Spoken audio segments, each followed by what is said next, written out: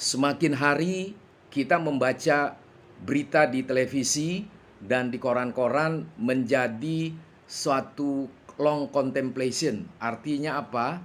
Kita sepertinya harus merenung panjang karena yang masuk ke lubang kuburan antri dan yang masuk ke rumah sakit antri, yang juga isolasi mandiri juga antri, yang mengikuti vaksin juga antri.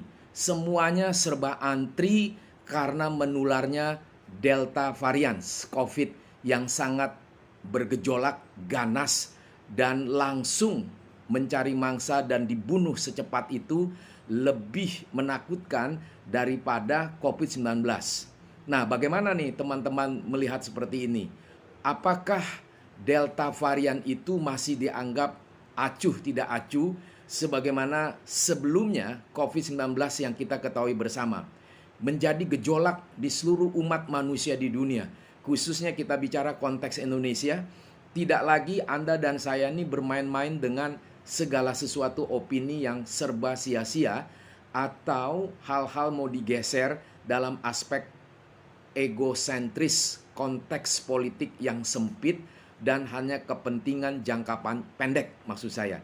Ini akan menjadi kerugian secara mentalitas seorang manusia dan juga kerugian yang devastating, merobohkan, meruntuhkan secara makro di dalam kebijakan hidup manusia di satu negara. Lalu bagaimana sebenarnya ini menjadi satu fakta yang nyata di dalam sejarah umat manusia dan di dalam peradaban manusia yang harus bangun, wake up, dan juga mempunyai strong point in the advance, in the head of our life. Jangan menganggap segala sesuatu itu biasa-biasa saja. Mulailah menjaga realitas kesehatan kita dan juga Delta varian ini tidak lagi yang seperti biasanya. Jadi kita harus memang dikatakan dua lapis.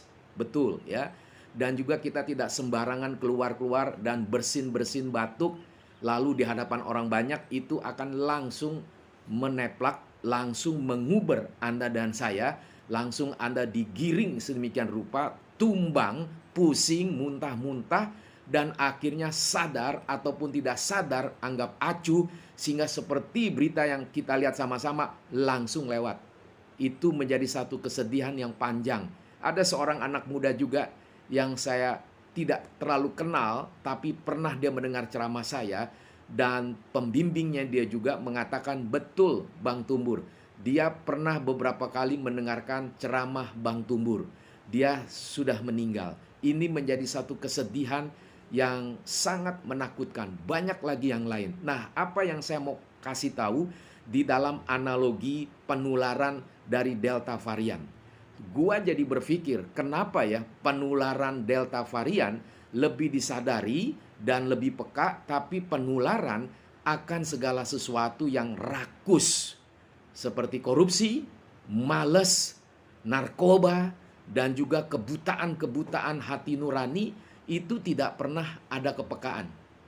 Ini menjadi satu konteks di dalam hidup Anda dan saya di negara kita khususnya. Perlu ada perubahan, perlu ada satu dorongan untuk kita maju. Maka saya mengatakan sekarang ini kan kita boleh dikatakan 3 minggu di rumah tidak boleh keluar. Kalau ada benar-benar yang sangat terpaksa. Nah, siang nanti ini jam 1:30 kita akan adakan satu seminar mengenai the other voice in the wilderness. Artinya, apakah ada suatu suara lain yang mempunyai arti, kedalaman, keluasan di dalam konteks kebangsaan, tapi sifatnya membuka cakrawala Anda dan saya mampu berpikir kritis, dan akhirnya ada satu keinginan berubah, melihat seluruh perubahan ini bukan di dalam konteks ketersempitan, dan juga bukan dalam konteks hal-hal yang membuat kita akhirnya menjadi benci satu sama lain.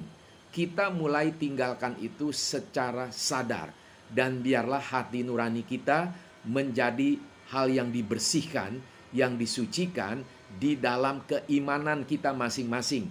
Karena menurut seorang ustadz dan seorang presiden direktur dari perusahaan pakaian muslim yang besar di Indonesia, yang berlokasi di Bandung, tadi malam ikut mendengar ceramah saya tentang future education dan kaitannya dengan career development di dalam abad 21.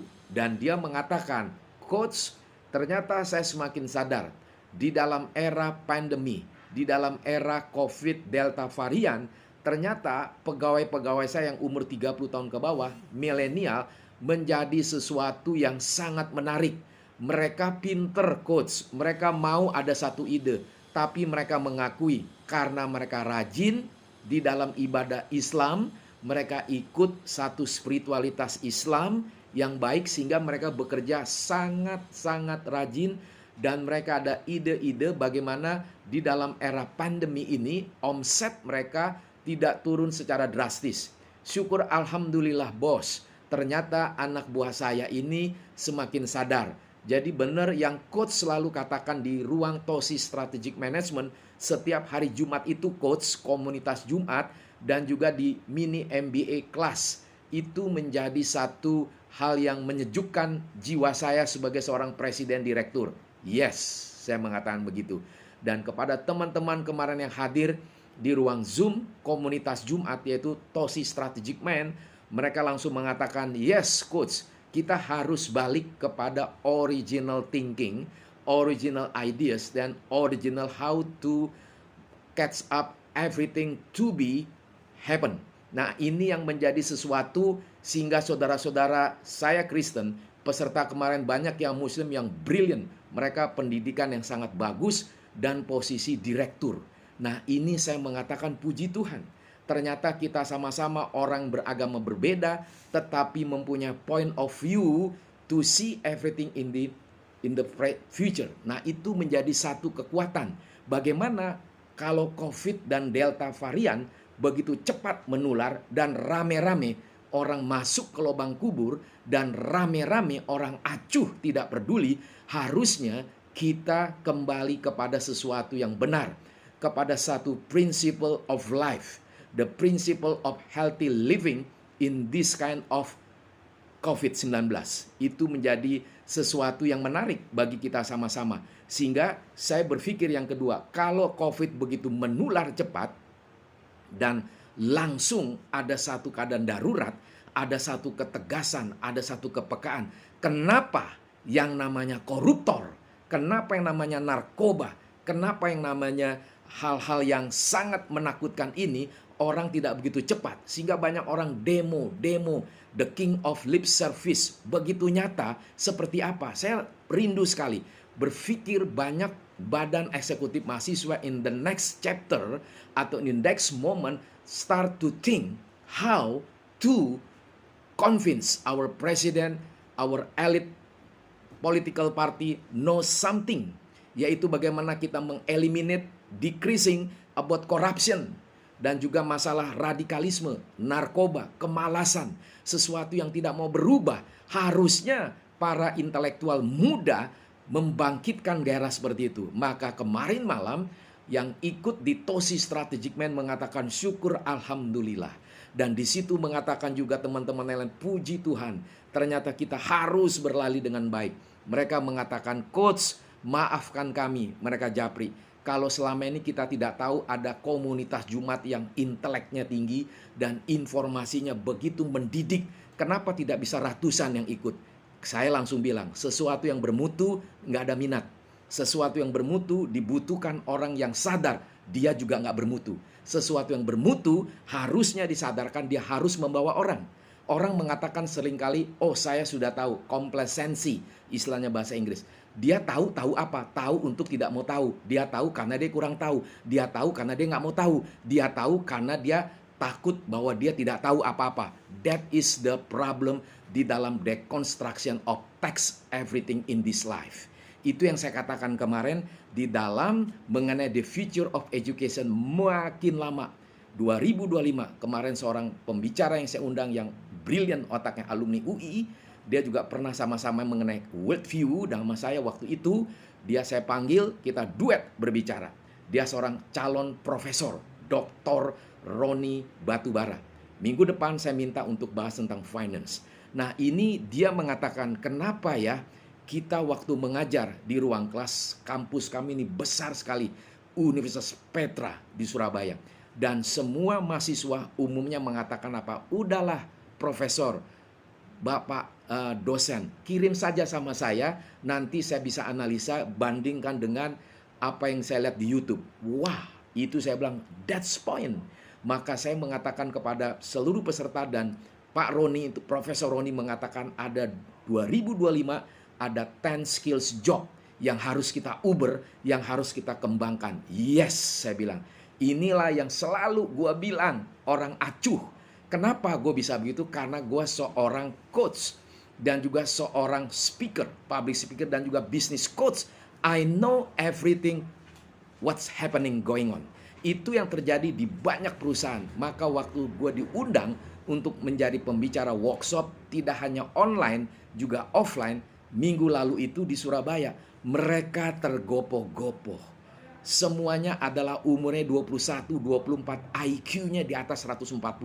Dan mereka mempunyai indeks prestasi kumulatif 3,9. Dan mereka pingin segala sesuatu belajar dengan coach Tumbur Tobing. How smart you are, coach. Saya bilang kita bukan bicara smart, but everything should be some fantastic output, not only process. Saya tidak bawa bahan karena bahan saya ada in my brain storage. Kita coba buka strategic leadership, strategic omset, segala macam.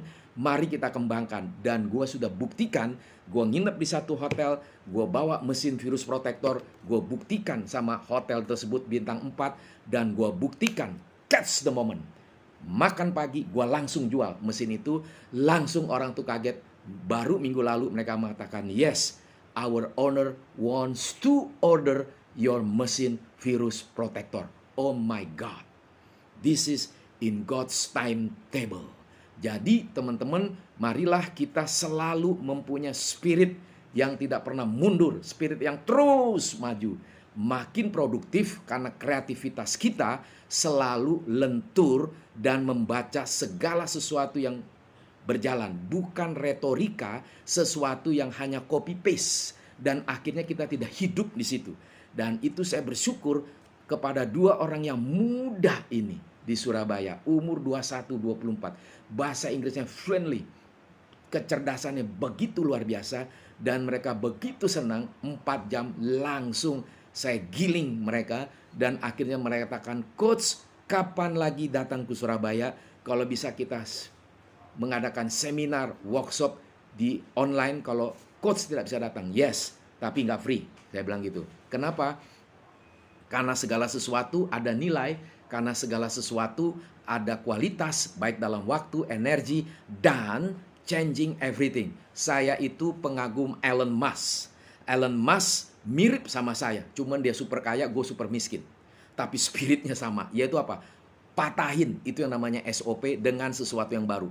SOP jangan jadi berhala, bikin sesuatu yang berbeda, sehingga kita bukan hanya copy paste. Sehingga waktu gue bahas Elon Musk di Tosi Strategic Man, langsung tepuk tangan. Dan waktu gue bahas di Surabaya tentang strategic management, langsung tepuk tangan. But, saya bilang, tepuk tangan satu hal. Yang gue pingin kita sama-sama, termasuk saya, termasuk you, ikut spiritnya Elon Musk. Robah segala sesuatu, berkompetisi, dan cepat kerja. Jangan lamban mengikuti segala sesuatu yang selalu pasif. Anda pasif, aktif, proaktif, reaktif, atau proaktif. Tapi bagi saya bukan masalah pasif, aktif, reaktif, proaktif. Bagi saya adalah catch the moment. Sehingga kita harus cepat melakukan segala sesuatu itu, sehingga diri kita, orang lain, dan bangsa ini secara kecil mempunyai satu nuansa.